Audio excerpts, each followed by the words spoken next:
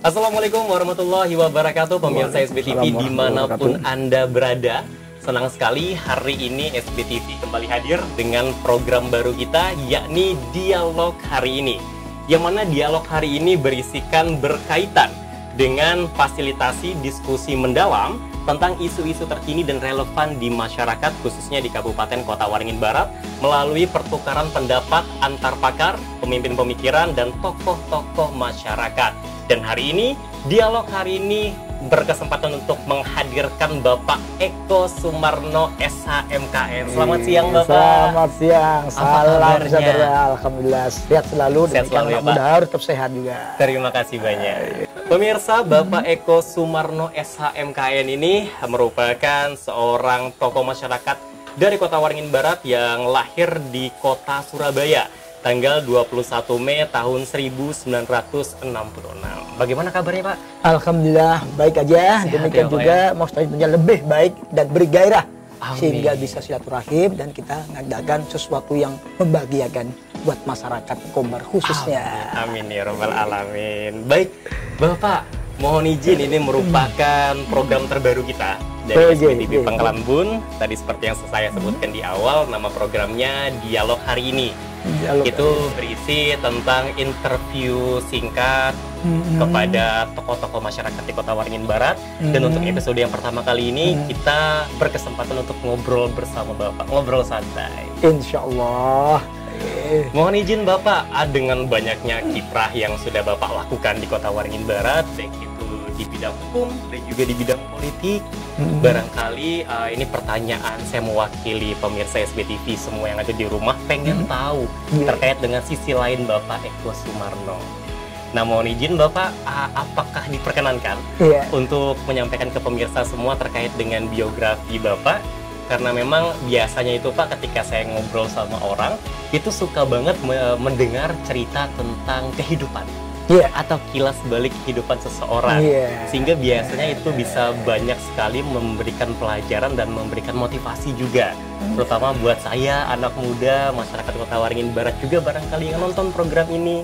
Mohon izin Bapak, boleh diceritakan ke kami terkait dengan biografi Bapak, barangkali terkait dengan Bapak kecilnya di mana, kemudian sekolahnya di mana, setelah itu kok Bapak tiba-tiba bisa ke Kota Pangkalan Bun tercinta ini. Monggo Bapak, mohon izin. Terima kasih Mas Tony ya. Sip. Ada pepatah, tak kenal maka tak sayang. Betul Pak. Begitu kenal dan menjadi kesayangan kita semuanya, tentunya orang tidak segan-segan terus berlanjut dalam konteks berinteraksi, bersosialisasi, dan akhirnya lebih jauh apa yang dapat diharapkan dari sosok setelah mengenal biografi apapun subjek hukumnya, itulah yang harus kita tampilkan atau profil. Jadi gini Mas Tony, alhamdulillah atas kekuatan dan kekuasaan Allah Subhanahu wa Ta'ala, Tuhan yang Maha Kuasa, saya dilahirkan di Kota Pahlawan Surabaya pada tanggal 21 Mei 1966. Nah, masa kecil saya dan background edukatif atau pendidikan semuanya mengalir dan saya timba di Kota Pahlawan Surabaya, mulai dari SD, SMP, SMA, S1, spesialisasi, sampai program magister kenotariatan. Nah, tentunya sejak kecil saya dibesarkan, kata orang-orang dulu ini, di lingkungan keluarga yang betul mempunyai dedikasi yang tinggi dalam melayani masyarakat, atau keluarga amtenar, istilah orang zaman dulu. Istilah keluarga, sekarang keluarga ASN lah. Dengan segala tempat pendidikan, SD saya dulu lingkungan di komplek kepolisian, sehingga saya SD itu di SD Bayangkari Surabaya, TK Bayangkari, SMP saya SMP Negeri 7 di Surabaya, SMA-nya SMA Negeri di Surabaya. Terus saya menimba ilmu di Fakultas Hukum Universitas Surabaya di Surabaya. Saya mengambil program studi spesialisasi 1 notariat yang menghasilkan program studi spesialisasi kenotariatan. Saya timba di Universitas Erlangga Fakultas Hukum. Terus selanjutnya saya di Magister Kenotariatan UGM mengambil program penyetaraan S2 full. Oke, berarti dari kecil sampai Bapak mengambil sekolah kenotariatan itu semua di Surabaya? Iya, kecuali yang di program magister kenotariatannya saya ambil di UGM itu. Oke. Ya, mengikuti program pencarian waktu di Yogyakarta. Nah, akhirnya berbekal SK dari Kementerian Kehakiman waktu itu saya hijrah untuk beraktualisasi sebagai notaris dan pejabat pembuat akta tanah di Kota Waringin Barat di Pangkalan Bun, tepatnya pada tanggal 28 Agustus 1995 saya dilantik sebagai notaris dan PPAT di Kabupaten Kota Waringin Barat yang berkedudukan di Pangkalan Bun. Nah, dengan segala aktivitas itulah akhirnya sampai sekarang alhamdulillah Allah memberikan amanah, Allah memberikan mandat sampai saat ini jabatan itu saya pegang sehingga saat ini jalan ke tahun 29. Dari tahun 95 sampai tahun 2024. 95. Nah, di sela-sela itulah di aktivitas aktualisasi jadi berkembang. Nah, dan alhamdulillah Mas Tony dengan berbekal pengalaman sesuatu yang baik di tanah kelahiran saya ingin sekali ini mendarma baktikan dalam bentuk citra diri, aktualisasi diri, apa yang saya dapatkan di kota kelahiran saya akan saya implementasikan di kota di mana saya penuh perjuangan, saya penuh dedikasi, saya penuh aktualisasi sehingga betul-betul saya ingin menjadikan Kobar ini betul-betul tidak kayak saya ini seorang pendatang, tapi saya bagian dari kehidupan berjuang di tanah kedua yaitu Kota Waringin Barat yang betul-betul sangat filosofis sekali bagi saya sebagai tempat hidup. Nah, alhamdulillah juga Mas Tony juga saya di samping betul-betul kematangan saya memang berbasic dari hukum, baik dari aspek hukum apapun, utamanya hukum perdata. Saya juga dedikasi saya juga di bidang seni yang saya dapatkan dari kota kelahiran.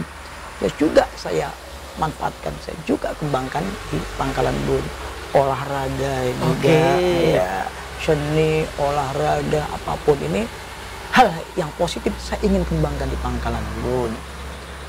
Juga musik, saya mencoba juga di Kiprah di olahraga juga ini saya bangun sarana olahraga yang pertama kali saya buat kolam renang dan alhamdulillah sampai sekarang ini kolam renang saya bikin ini di samping menjadi wisata edukatif keluarga dan juga banyak menghasilkan atlet-atlet renang dan saya saat ini pun selaku pembina olahraga renang seluruh Indonesia cabang Kabupaten Kota Waringin Barat. Menarik nih Pak, mau izin menarik ini Pak, karena memang barangkali masyarakat Kobar tuh taunya Bapak itu selain seorang notaris atau ahli hukum, Bapak ini seorang tokoh politik. Tapi ini sisi yang berbeda dari Pak Eko, ternyata Bapak juga mendalami dunia seni dan juga olahraga.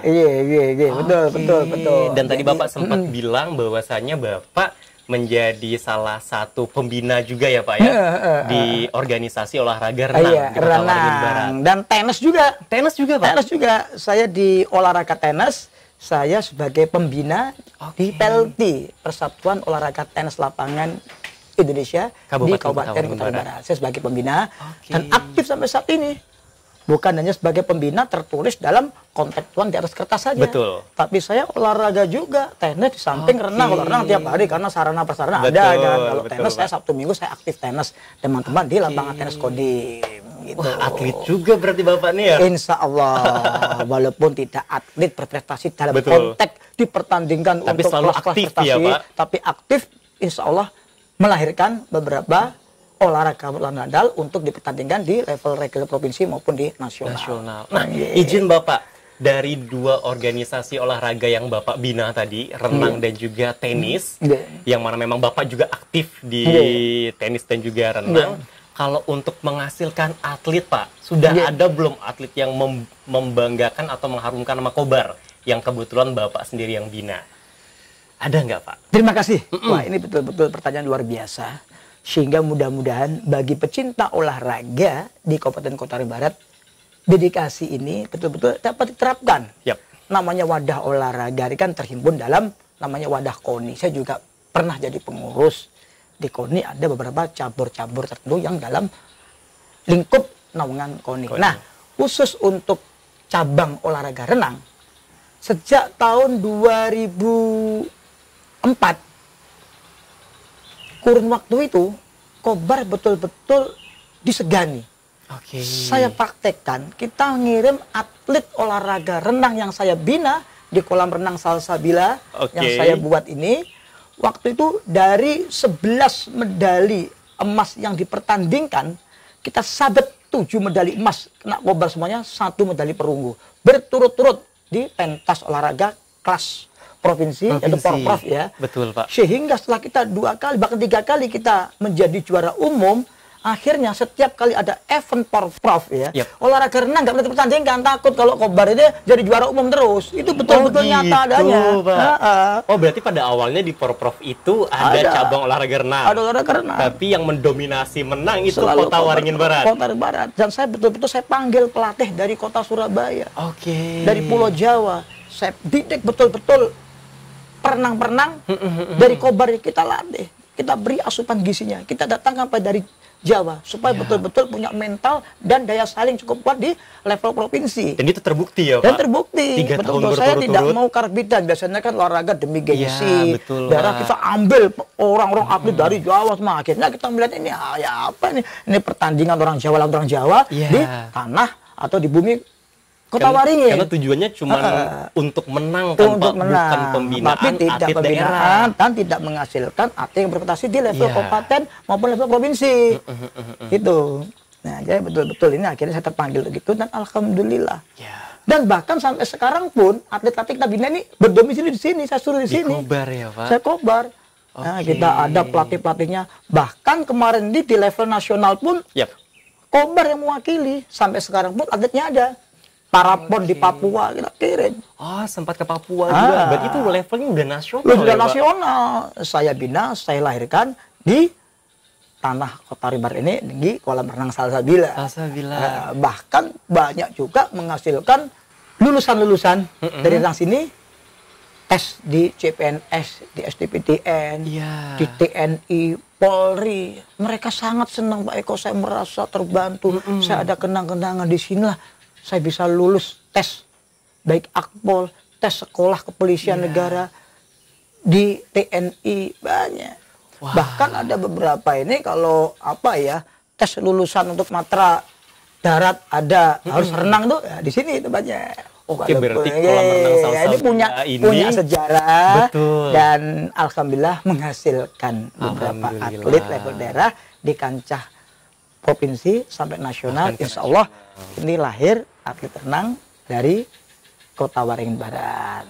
Nah, kalau untuk tenis lapangan, ya alhamdulillah kemarin Porprov juga kita dapat juara 1 adalah juara umum ya, juara umum kedua adalah juara umum kedua Porprov ke Sambit kemarin. Yang Kotim ya, Pak. Di Kotim kemarin alhamdulillah juga kita punya semangat. Ini ketua PLT-nya kan Pak Kapolres nih. Oh, gitu ketua PLT-nya Pak Kapolres. Saya dengan teman yang lainnya duduk di Kepulauan sebagai pembina. Nah, terus mungkin juga di bidang seni. Alhamdulillah saya sangat concern dan saya betul-betul ini punya keinginan membangun cita rasa seni budaya ya melalui Dispora kan ada kan ini lembaganya ada, dinasnya ada. Bagaimana kita ini betul-betul bisa menjual daerah dari potensi seni budayanya. Karena saya ini ya terus terang aja saya pernah juga berguru di seni tari. Serius, saya dulu ini Mas Tony ya. Di SMA saya ini sudah ngajar tari di sekolah-sekolah SMP. Dapat penghasilan bulanan. Saya dulu pernah belajar seni tari di Padepokan Seni Bagong Kusutiarjo di Kabupaten Bantul, Yogyakarta sana. Nah, tari daerah ya, yang kita kreasikan dengan tari modern, tapi tetap berbasis pada tari-tari klasik daerah seluruh Indonesia. Tapi tetap dikreasikan ya? Iya, tetap dikreasikan.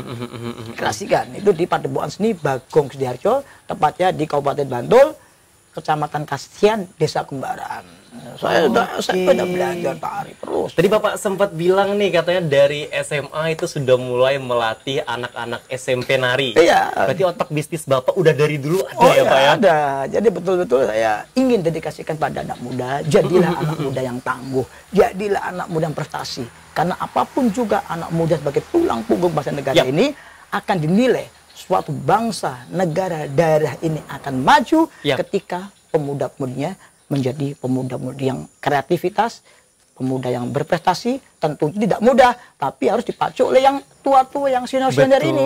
Bagaimana yang senior, yang tua ini bisa mewadahi hal itu. Ya, tidak boleh, muda, jangan menjadi muda, kalau muda, jangan narkoba. Tapi apa yang dapat kita berikan kepada mereka generasi muda? Kalau yang ngomong Pak, aja sampai nggak bisa. Iya, terkadang tuh Pak, teman-teman generasi muda yang kreatif, mereka dengan sendirinya membentuk komunitas, tetapi bingung Pak, hanya sampai membentuk dan berkumpul saja. Jadi mereka itu bingung bagaimana cara melegalitaskan komunitasnya, kemudian masuk ke pemerintah seperti apa, bahkan barangkali mereka pengen bikin event tapi bingung caranya seperti apa. Iya, betul. Dan peran memang dari Bapak dan yang lainnya itu penting ya Pak ya, untuk menggait generasi muda seperti itu. Jadi Mas Tony, dalam implementasi saya selaku notaris, saya juga ada teman-teman anak muda mendirikan suatu komunitas. Siap. Komunitas sepeda ontel, komunitas kayak peduli lingkungan hidup, kayak Lentera itu, dan komunitas-komunitas penyayang anak dan lingkungan. Saya selalu sisi motivasi. Ketika akte sudah berdiri, Pak, jangan jadikan akte ini sebagai lembaran catatan yang hanya menorehkan kalimat. Aku pernah mendirikan ini, aku duduk sebagai ketua ini, sekretaris bendahara. Tapi menjadi kosong ketika aplikasinya di lapangan tidak ada. Padahal lembaran formalnya ada. Di waktu notaris saya kasih motivasi itu. Ayo, Bapak siap manakala diminta untuk terjun langsung. Saya baginya waktu itu, baik di level apapun. Saya siap. Aktenya ada. Implementasi dari akte ini harus juga ada, yaitu dalam bentuk dinamika gerakan perjuangan sesuai dengan anggaran dasar yang Anda buat gitu. Ini kalau dalam bentuk kontekstual akte. Tapi ini Pak, seringkali teman-teman generasi muda itu ketika lagi semangat-semangatnya nih Pak, menggebu-gebu, kemudian mencoba sowan ke beberapa tokoh masyarakat biasanya untuk memperlihatkan bahwa ini loh kami dengan komunitas kami. Tapi ada masanya teman-teman generasi muda itu turun semangatnya Pak. Nah itu seperti apa Pak? Peran Bapak atau peran barangkali tokoh masyarakat lain untuk mengantisipasi semangat anak muda yang biasanya naik turun ini Pak? Memang pemuda apapun, itu namanya sunatullah ya. Mau pemuda luar negeri, maupun pemuda Indonesia sekalipun, namanya muda, ini sesuai dengan tingkatannya. Pemuda ini kalau kita lihat dari konteks ilmu psikologis, kalau kita lihat dari segi emosional, itu kayak topan dan badai atau storm underang. Betul, storm underang. Artinya ketika itu dia jiwa emosional tinggi, dia meledak-ledak. Nah, ketika dia jiwa emosional tinggi meledak untuk menggapai suatu harapan, ini kalau kita yang nggak bisa menangkap hal itu, ini bahaya. Ini bahaya. Harus kita tangkap dengan sesuatu yang mudah. Jangan dibahasakan ini, wah ini nanti kamu dapatnya ini sulit.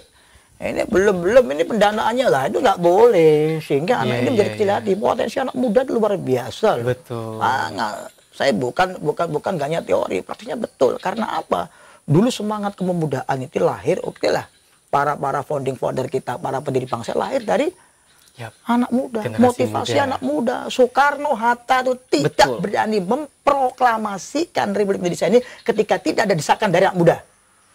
Kalau nggak ada desakan dari anak muda nggak bisa. Di Rengas Dengklok, ayo cepat sekali Anda deklarasi independen tentang Republik Indonesia untuk berdiri tanggal 17 Agustus 1945. Desakan anak muda. Dan dari anak muda juga yang menginisiasi diproklamirkannya kemerdekaan Indonesia. Dipegang Saan Timur nomor 56 itu atas desakan anak muda. Tapi anak muda waktu itu betul-betul jiwa nasionalisme, jiwa patriotismenya tinggi.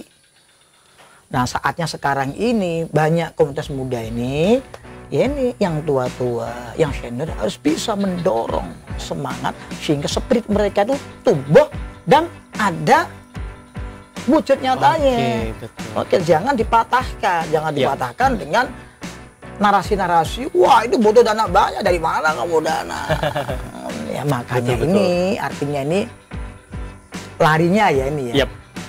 Apapun namanya, ketika pemimpinan nasional, provinsi, daerah ini bisa mengakomodir, bisa memaksimalkan ya peran anggaran, disitulah betul-betul pemimpin ini dapat dikatakan pemimpin yang punya sensitivisme terhadap semua kebutuhan. Ya, berarti memang ketika kita memiliki anak-anak muda yang semangat ya Pak ya, jangan pernah mematahkan semangat mereka. Jangan pernah mematahkan semangat. Dan karena itulah, anak muda ini kayak sabun. Betul. Dia pegang terlalu erat, dia akan terlepas juga. Kalau megangnya juga santai-santai aja, dia juga terlepas. Makan pelan-pelan. Harus tahu karakter anak muda. Anak muda itu memang gampang emosi. Betul. Gampang juga kalau sudah patah semangatnya, sulit membangkitkan. Dia akan frustasi. Kalau anak muda frustasi, kita kehilangan generasi untuk kesekian kali, sulit untuk bangkitkan lagi. Oke, dan situasi ini barangkali yang di tahun 2010 itu yang menginisiasi Bapak, barangkali salah satunya untuk maju di kontestasi politik bersama Bapak Sugianto Sabran pada waktu itu untuk menghimpun anak-anak muda tadi. Dan mohon izin Bapak ditahan dulu jawabannya karena jawaban tersebut akan kita hadirkan di segmen kedua. Tetaplah di Dialog hari ini.